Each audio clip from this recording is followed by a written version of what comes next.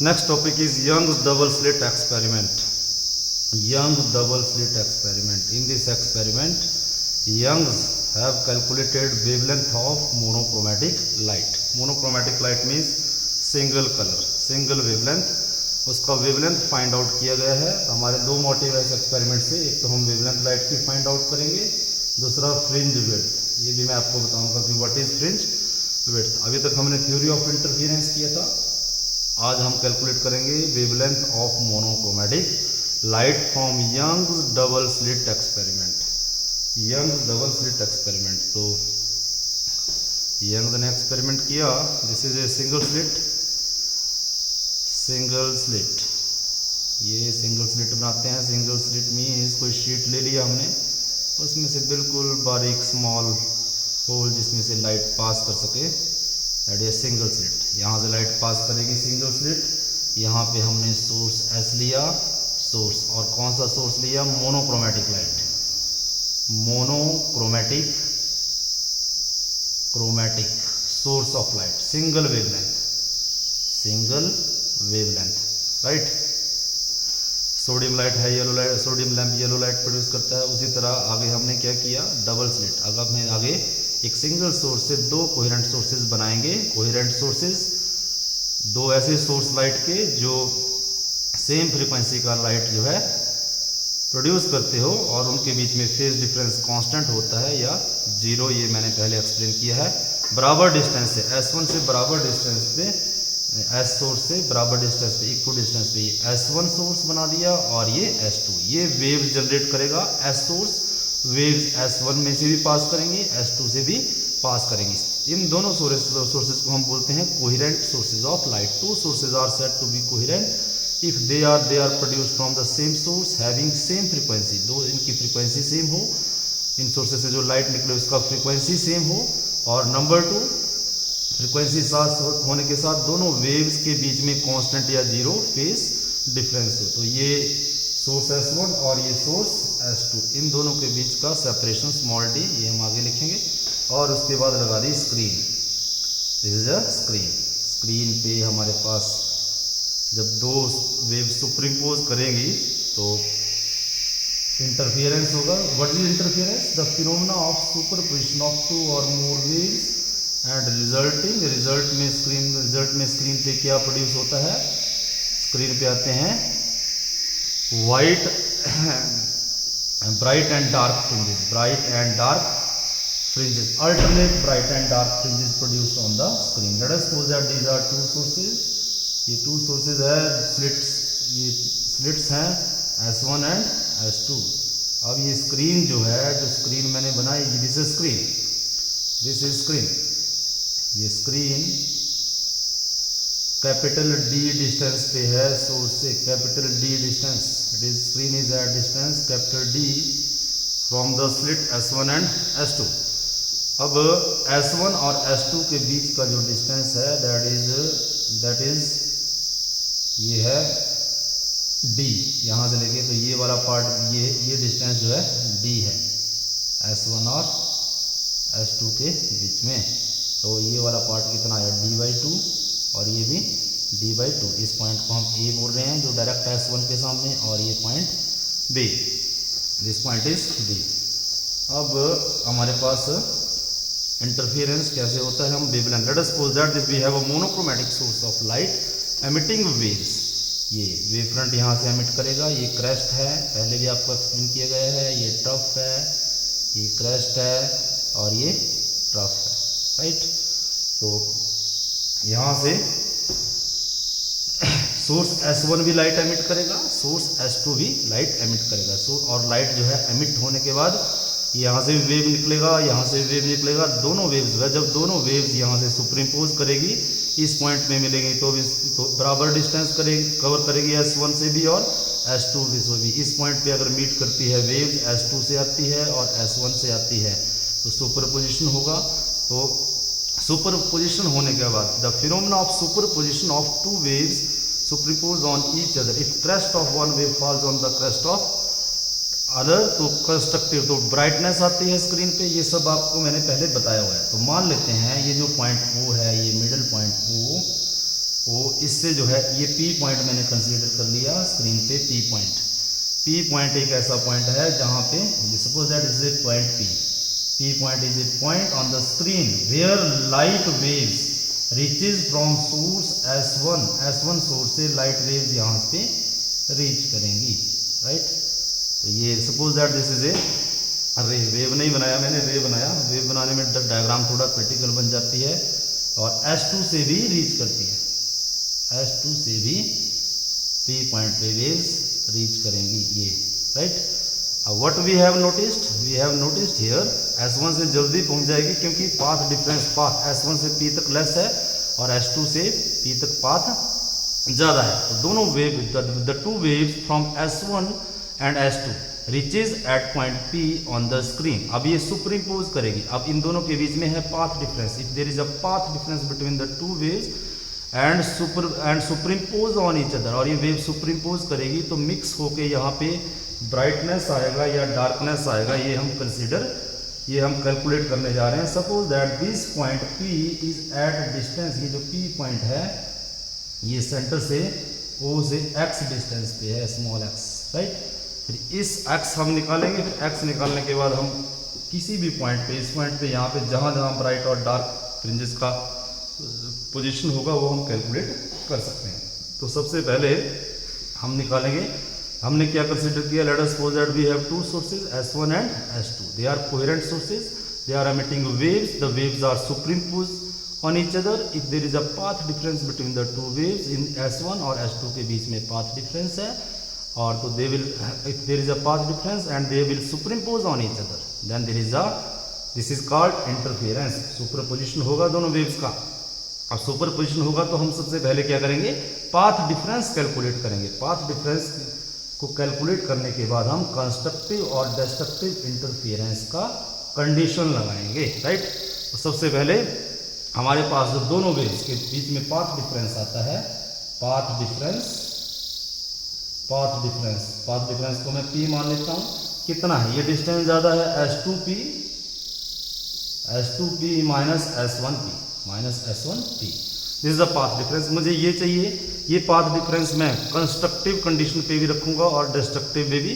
फिर हम position find out करेंगे कहाँ पे जो है ब्राइट बैंड बनते हैं और कहाँ पे डार्क बनते हैं। तो path difference S2P minus S1P कहाँ से निकालना है। तो पहले इस ट्राइंगल में चलते हैं।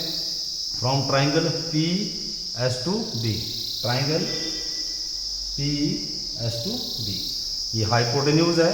हाइपोटेन्यूज का स्क्वायर क्या बनेगा, S2P का square is equal to base का स्क्वायर S2B का स्क्वायर प्लस BP का स्क्वायर प्लस BP का स्क्वायर। S2P का स्क्वायर इज इक्वल, ये तो हमने, अब it is equal to S2B that is equal to capital D का square plus BP x plus D/2 का स्क्वायर, x प्लस D/2 का स्क्वायर। तो ये आ गया मेरे पास S2P स्क्वायर। इसको इक्वेशन नंबर 1 मान लेते हैं, ठीक है। अब मुझे चाहिए S1P। इस ट्राइंगल में चलते हैं। कौन सा ट्राइंगल में जाना पड़ेगा, ट्राइंगल PS1A, इस ट्राइंगल में जाएंगे तो हाइपोटेन्यूज स्क्वायर S1P का square is equal to S1A का स्क्वायर प्लस AP का स्क्वायर, अब S1A का square, S1 is equal to capital D square plus AP चाहिए मुझे, ये डिस्टेंस है तो इस x में से D/2 चला जाए तो ये बना x, सारे x में से D/2 माइनस कर दो तो AP बचा, x माइनस D/2 का square. This is equation number 2। तो equation number 1 minus equation number 2 implies, तो 1 है S2P का square minus this is S1P का square is equal to B square plus x minus D/2 का x plus D/2 का square minus ये वाली equation का राइट साइड D स्क्वायर और ये माइनस, ये जो है A minus D square minus आ जाएगा, यहाँ भी ये माइनस आगे भी जा रहा है तो x minus D by two का स्क्वायर। अब डी स्क्वायर से डी स्क्वायर कट गया तो ये क्या बने, अब ये A square minus B square, तो इसको मैं लिखता हूँ A minus B s2p minus s1p into A plus B, s2p plus s1p is equal to, इसका ब्रैकेट ओपन करूँ मैं तो ये बना मेरे पास ए प्लस बी का होल स्क्वायर का फॉर्मूला लगेगा इस पर, X square plus B Y B square by 4 A square plus B square plus 2ab 2 into X into D by 2, right. और ये माइनस इसका स्क्वायर ओपन करेंगे तो X square plus B by 2 का square by 4 minus 2ab minus 2 into X into D by 2, right. तो अब ये minus open कर देंगे हम नेक्स्ट स्टेप में, तो माइनस ओपन कर दिया तो ये प्लस बन जाएगा प्लस, राइट। तो एक्स स्क्वायर से एक्स स्क्वायर कट जाएगा, डी स्क्वायर बाई 4 से डी स्क्वायर बाई 4 कट जाएगा, इस 2 से ये 2 कट, इस 2 से ये 2 कट। तो मेरे पास मुझे ये चाहिए एक्चुअल में s2p माइनस s1p, ये वाला पोर्शन जाकर डिनोमिनेटर में चला जाएगा, xd प्लस xp, ये बना 2xd डिवाइड बाई ये कितना बना s2p प्लस s1p। अब ये these are very close to each other, s1 and s2 बहुत क्लोज है आपस में, तो मैं कंडीशन लगा रहा हूँ यहाँ पे एक s1p, that this s1p is approximately equal to s2p। ये और ये डिस्टेंसेस अप्रोक्सीमेटली बराबर है तो this is equal to d, तो इसकी जगह भी मैं d कर दिया और इसकी जगह भी d प्लस d, तो ये बन गया d plus d is equal, ये बना 2d, this is equal to 2d, 2 से 2 कट गया और मेरे पास जो है xd divide by capital D, ये मैंने पाथ डिफरेंस कैलकुलेट कर लिया। This is the path difference between the two waves reaching at point P after superposition, this is after interference. अब पाथ डिफरेंस, मैंने इस पाथ डिफरेंस को हम condition लगाएंगे, इससे पहले आपको टॉपिक पढ़ना पड़ेगा अच्छे से, theory of interference, path difference, constructive और डिस्ट्रक्टिव इंटरफेरेंस की कंडीशंस। तो मेरे पास path difference, the very very important statement, path difference is equal to small x d divide by capital D, this is the path difference between the two rays reaching at point P. P point is at distance x from the center of the screen. This is the center of the screen. तो ये मेरे पास path difference आ गया। अब मैंने condition लगानी है constructive interference की position. अब स्क्रीन पे मैंने बोला ब्राइट और डार्क फ्रिंजेस बनते हैं, तो ब्राइट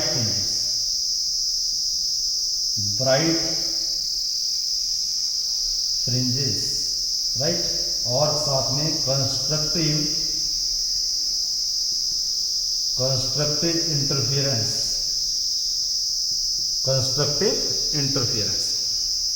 तो कंस्ट्रक्टिव इंटरफेरेंस की स्टेटमेंट क्या थी? कंस्ट्रक्टिव इंटरफेरेंस की स्टेटमेंट थी there will be a brightness on the screen, brightness होगी स्क्रीन पे कब? If path difference between the, अगर पाथ डिफरेंस जो है इंटीग्रल मल्टीपल ऑफ वेवलेंथ, ये मैंने आपको बताया पहले वीडियो देखें उसमें आपको क्लियर होगा, और phase difference is equal to E1 multiple of pi. ये कंडीशन है ब्राइट फ्रिंजेस की। तो पाथ डिफरेंस क्या बोला मैंने? पाथ डिफरेंस कितना होना चाहिए for bright fringes? For brightness on screen, the path difference must be equal to n lambda। ये मैंने पहले वाले वीडियो में एक्सप्लेन किया, integral multiple of full wavelength. और फेज कितना होना चाहिए? दोनों फेज डिफरेंस या तो 0 होना चाहिए, ये E1 मल्टीपल ऑफ पाई या 2 पाई 4 पाई, ये मैंने आपको बता रखा है पहले से। जिस बच्चे को ये नॉलेज होगी वही आगे ये टॉपिक समझेगा।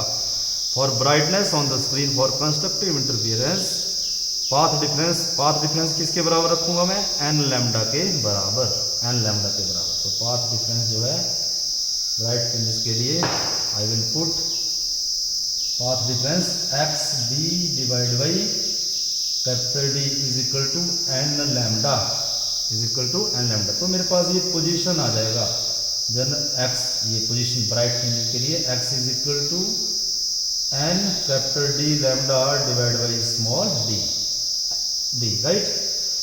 N is N integer, N का वैल्यू 0 से शुरू हुआ, एन का 0, ध्यान से रखें, this is very important point. N का वैल्यू 0 से, मैं बता रहा हूं 1 2 3, right.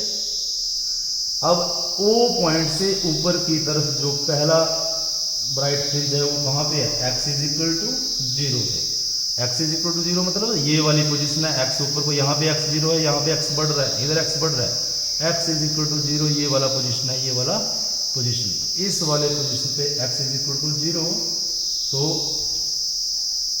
n is equal to 0, naught x, n is equal to 0। n is equal to 0 put किया तो x कितना आया मेरे पास, x को मैं x नॉट बोल दिया, x नॉट इज इक्वल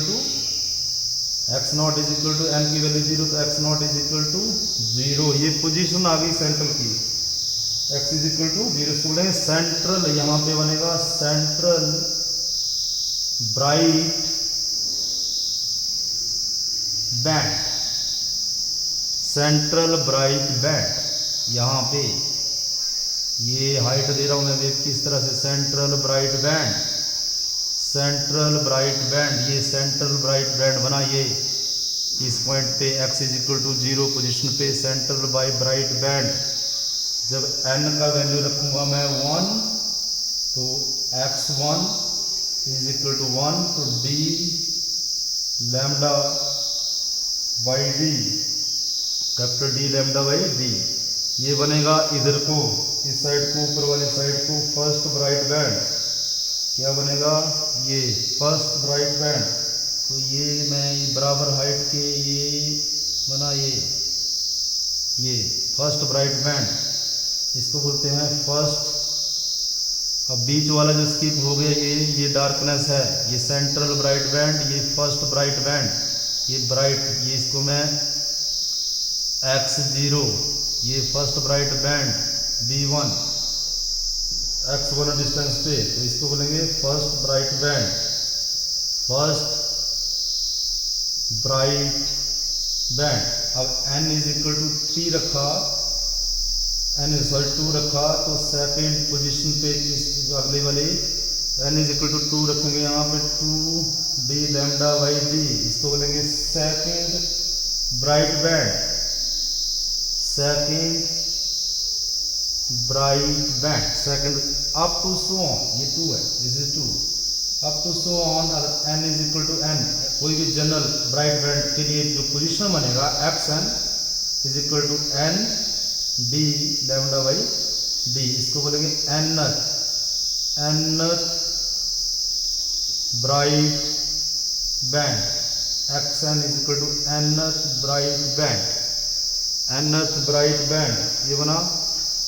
तो ऊपर वाली साइड और नीचे वाली साइड ये ब्राइट इस तरह से अल्टरनेट ब्राइट बैंड बनेंगे। और कौन कौन से, ये ब्राइट बैंड है सारे, ब्राइट ब्राइट, ठीक है। ये जो फर्स्ट ब्राइट बैंड है ये कितने पे बना, d लैम्डा बाई डी, ये यहाँ पे बना रहा हूँ मैं दोबारा से ताकि आपको अच्छे से दिखे। ये बना स्क्रीन के सेंटर पे फर्स्ट ब्राइट बैंड,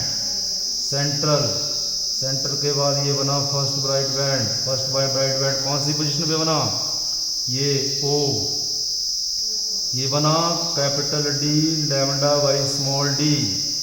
उसके बाद सेकंड ब्राइट बैंड, सेकंड बना 2 d लैम्डा बाई d, इस साइड को भी अलॉन्ग दिस साइड भी अल्टरनेट ब्राइट बैंड। तो ये B1 ब्राइट बैंड, ये B2 ब्राइट बैंड, ये B0 सेंटर को लिख रहा हूँ, ये भी B1 डैश बोल लेता हूँ इसको ब्राइट को, B1 B2 डैश, तो अल्टरनेट ब्राइट।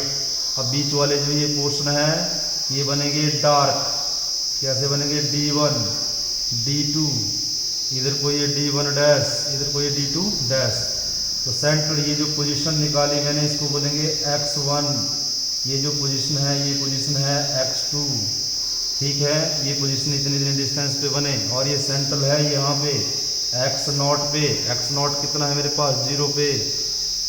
तो अल्टरनेट ब्राइट बैंड का पोजीशन ऊपर की तरफ कौन कौन सी डिस्टेंस पे बनेगा, x1 पे बनेगा, x2 पे बनेगा, ये मैंने कैलकुलेट कर दी। तो nth ब्राइट बैंड के लिए मेरे पास, मैं इसको नोट कर लेता हूँ, मुझे इसकी जरूरत पड़ेगी आगे।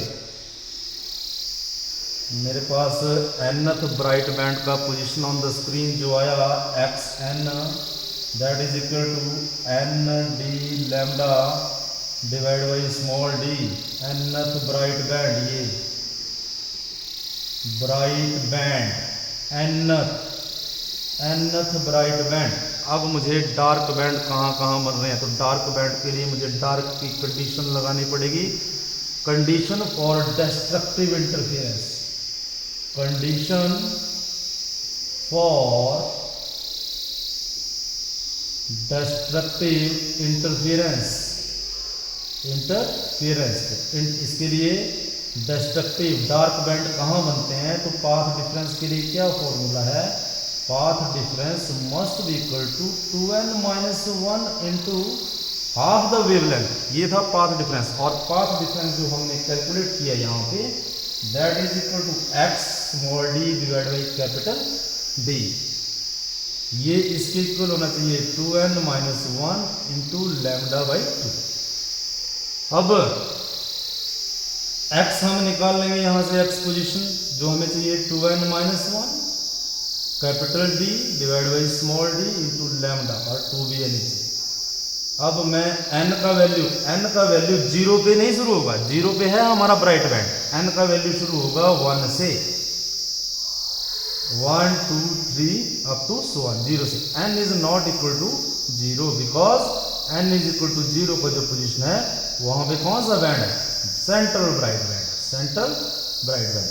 अब जब n इज इक्वल टू 1 तो डार्क बैंड कहाँ पे बनेगा, x1 तो मैंने ब्राइट को लिया है, तो मैं पोजीशन लिखता हूँ x1 डैश, n का वैल्यू 1 रखा तो 2 में से 1 गया, 1 नहीं बचा, तो मेरे पास सिर्फ क्या बचा, capital D lambda divide by 2d, capital D lambda by 2d। तो मेरे पास फर्स्ट डार्क बैंड ये है, सेंट्रल बैंड ये है, फर्स्ट डार्क बैंड।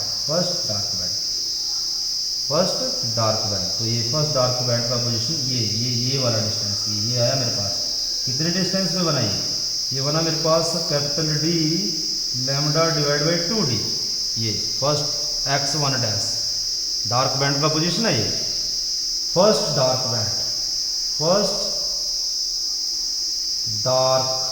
बैंड। अब n is equal to 2, x2 dash 2 रखेंगे, 2 2 जार 4 माइनस 1 3, that is equal to 3 by 2 capital D lambda divide by D, right, 3 by 2 capital D lambda by, ये बना सेकंड डार्क बैंड।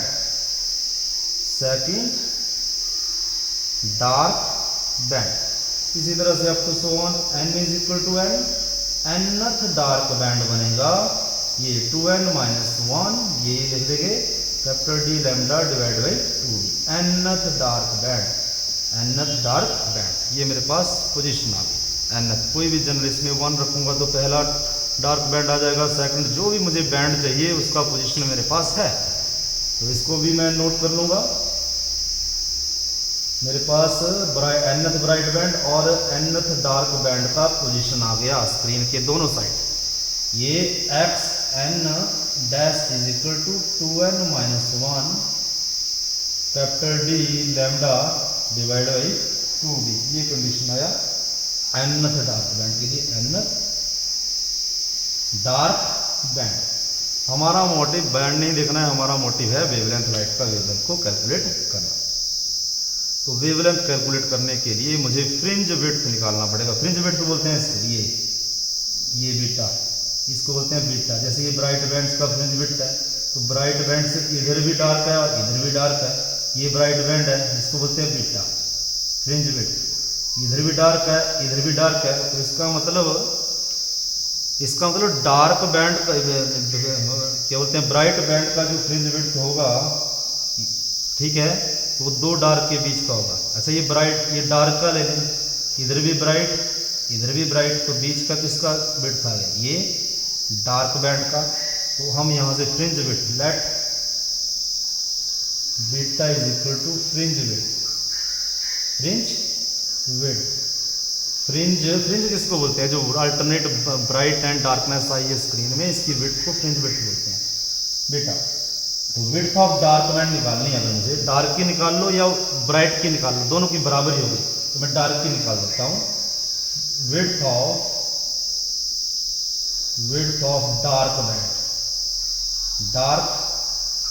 बैंड, तो dark band की किधर आएगी? ये डार्क बैंड, मान लीजिए ये डार्क बैंड है, ये डार्क बैंड है, इधर भी ब्राइट और इधर भी ब्राइट, तो क्या आएगा? Separation between two consecutive bright band, separation between two consecutive, मतलब साथ साथ वाले, कंजिक्यूटिव डार्क ये तो ब्राइट, कंजिक्यूटिव ब्राइट बैंड,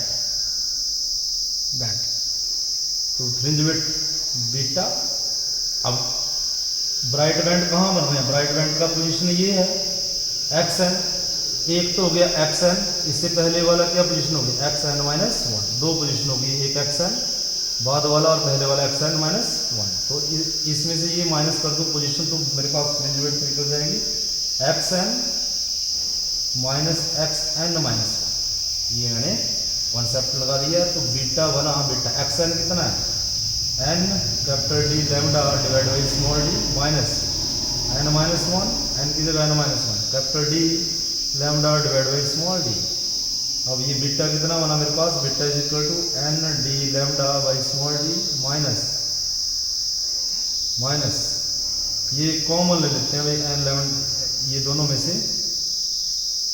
में से कॉमन ले लें, ये ले लिया कॉमन, तो अंदर क्या बचा? n minus n plus 1, n से n कट गया, 1 नहीं बचा, तो मेरे पास 1 ही बचा ये। तो बीटा कितना आया था? Very very important result, beta is equal to capital D lambda divide by small d।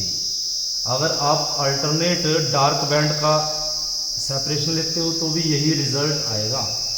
Beta जो मेरे पास आया, द वेरी इंपॉर्टेंट स्टेटमेंट, जो मेरा मोटिव था वो मैंने कैलकुलेट कर लिया है। हमारा मोटिव था फ्रिंज विड्थ निकालना, तो फ्रिंज जो विड्थ है is equal to capital D lambda divide by small d, the very very important statement. Fringe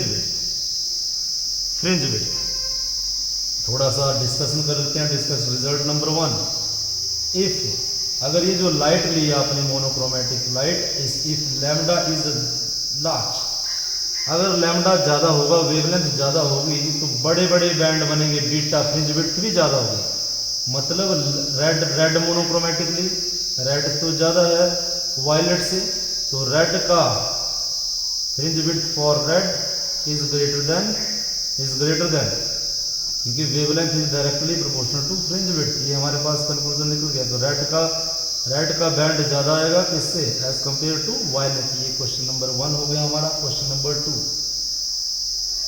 beta small, छोटे छोटे बैंड कब आएंगे स्क्रीन पे? If small d is less, अगर सेपरेशन कम है दो सोर्सेस के बीच में, तो बीटा हो जाएगा लार्ज, बड़े बैंड आएंगे, बड़े ज़्यादा बैंड आएंगे, ठीक है, बड़े बड़े बैंड। अगर d जो है 0, बिल्कुल very small, approximately equal to 0, तो बैंड कुछ नहीं दिखेगा, फिर इन्फिनिटी बहुत बड़ा, तो टोटल जो है एक ही बैंड दिखाई देगा, beta is equal to 0।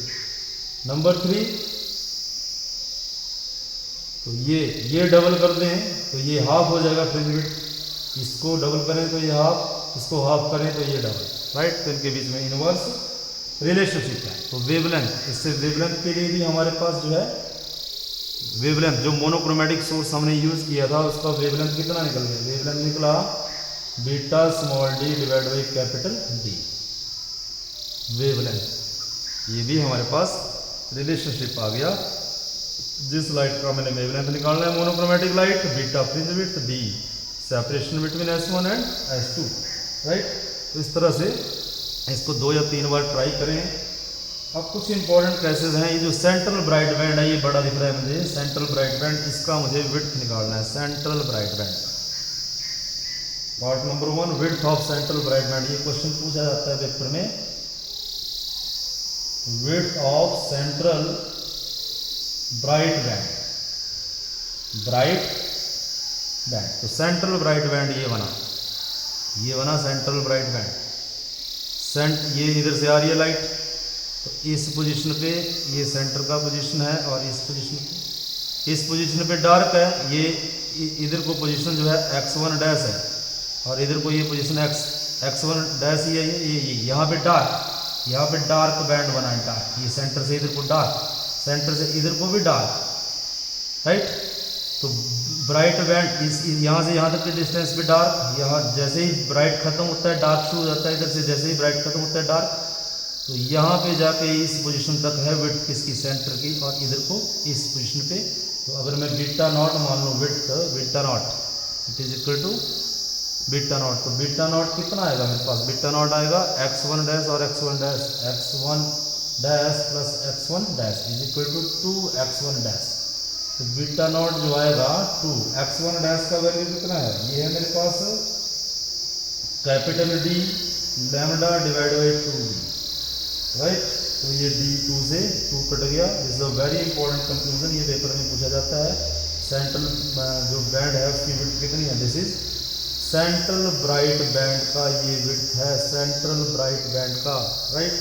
Central bright band, central bright band. और दूसरा कॉन्सेप्ट है मेरे पास, क्वेश्चन नंबर 2 जो इससे बनता है, होता है एंगुलर विड्थ ऑफ फ्रिंज निकालें। Angular width of fringe, angular width of fringe, ये है फ्रिंज। ये अलग बना देता हूँ मैं डायग्राम। ये सेंटर है, ये कोई भी फ्रिंज बन रहा है ऐसे, राइट। यहाँ से लाइट आ रही है, यहाँ से और यहाँ से। तो इसका जो है एंगुलर विड्थ कैसे निकालना है मुझे? एंगुलर विड्थ किस तरह से हम कैलकुलेट करेंगे एंगुलर विड्थ? तो यहाँ से निकालना है अगर इसका एंगुलर विड्थ, या आप ऐसा करते हैं, ये दोबारा बना लेते हैं। एंगुलर विड्थ ये सेंटर है, ये इस तरह से मेरे पास ये central band, alternate bright dark, ये अल्टरनेट ब्राइट, ये डार्क, ये ब्राइट, राइट। एंगुलर विड्थ निकालना है मुझे, एंगुलर विड्थ इधर से।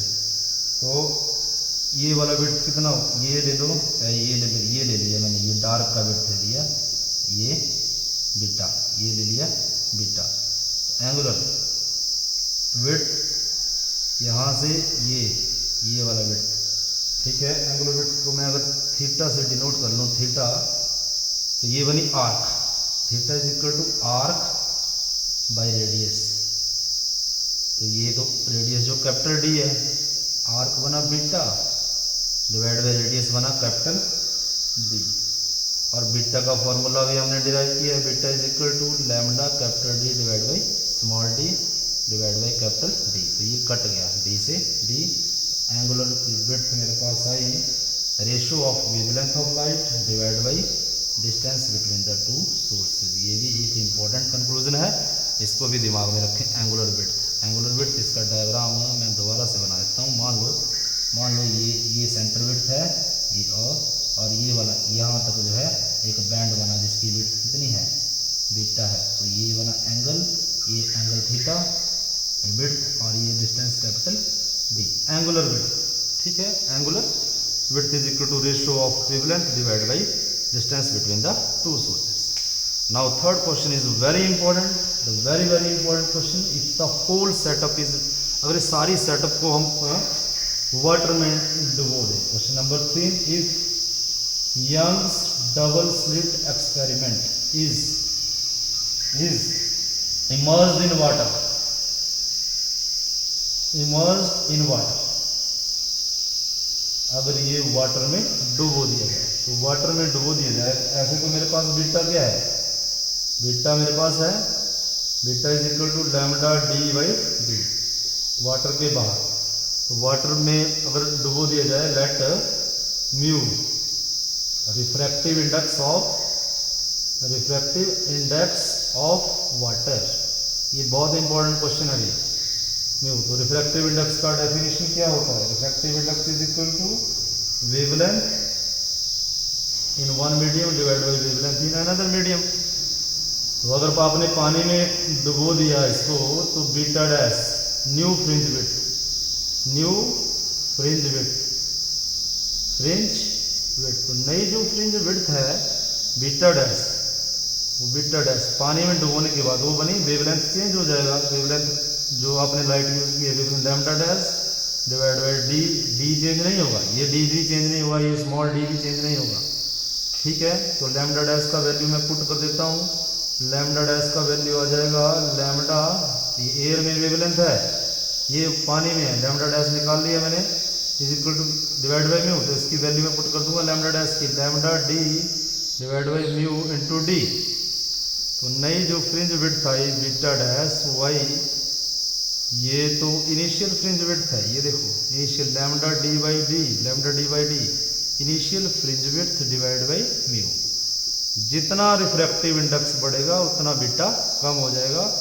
I will say that beta dash new fringe width decreases, decreases, right, नई फ्रिंज विड्थ डिक्रीज होंगी।